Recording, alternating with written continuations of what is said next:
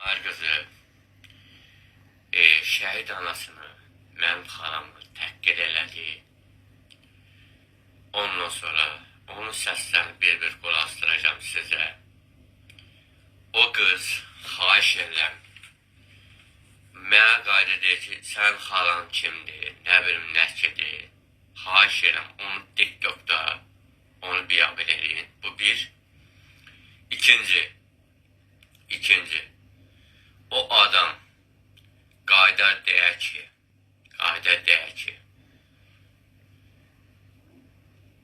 Elgi sənin dayındır, əmindir. Utanmır o, xəcalət çəkmir o. Bir də sizdən bir xahiş edirəm, o canlıda mənim əziz qardaşlarım birinci hamının evində söz söhbət olur. Bu bir. İkinci,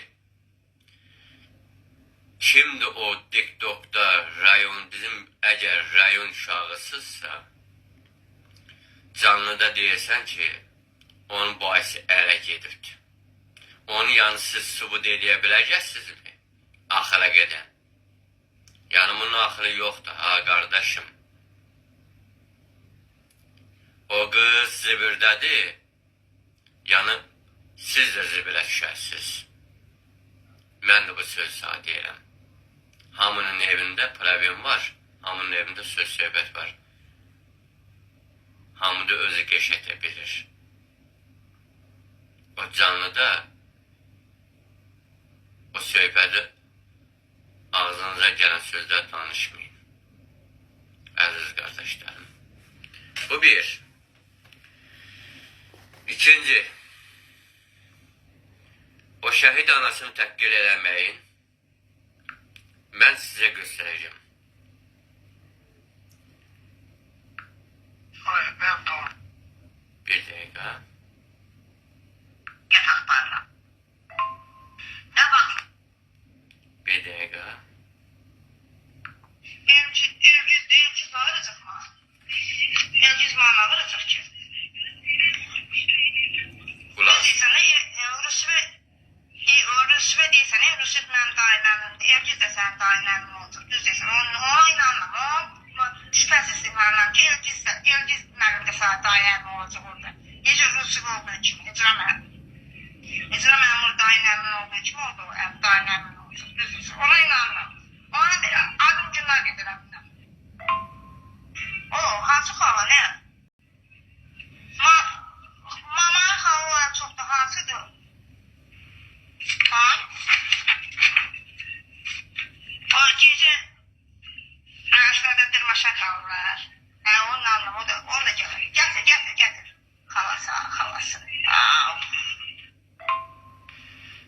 Adı. İndi buyur. Adam şəhid anasını hansı ağaca dırmaşır? Hansı şəhid anası ağaca dırmaşır? Hansı şəhid anası? Gör bu nə qədər tərbiyəsizdir ki, mənim xalamı üzə təhqir eləyir. Siz də bunu TikTok'a qoyursunuz, canlıya qoyursunuz. Siz ona görə ki, əziz qardaşlarım, şəhid anasını təhqir eləyən insanı gətirib TikTok'a qoyursunuz, canlıda danışdırırsınız.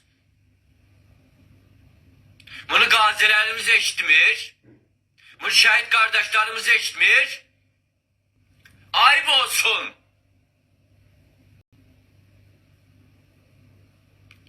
Mən şəhid anası gələndə baş eyləm, amba bu şəhid anasını təhqir eləyir. Yaxşı zibirdirsə, Nigar xanım çağırmışdı, niyə gəlmədin? Ay qamcıq, niyə gəlmədin? O bişini yiyəsi bilirsən kimdir? O bişini yiyəsi bilirsən kimdir? Gəl onu sübut elə. Sübut elə onu. Amma şəhid anasını təhqir eləyəməzsən. Qoy məni onun üstündə tutsunlar. Amma şəhid anasını sən təhqir eləyəməzsən. Sən evinin altında oturanda, sən evinin altında Zaten yanında şehitlerimiz, gazilerimiz, ellerimiz vuruluşup.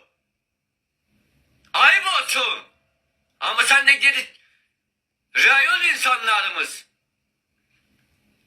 Benim emmi söhbetlerini danışırsınız. Onu sen akıra gidip subut edebileceksen mi? Ayıp olsun. Hiç de sözüm yoktu. O xahiş eylem. Şəhid analarını xahiş eylem. Bu adamı canlıdan çıxadın. Bunu 10 ki koydum. Qulaq asın. Çok sağ olun.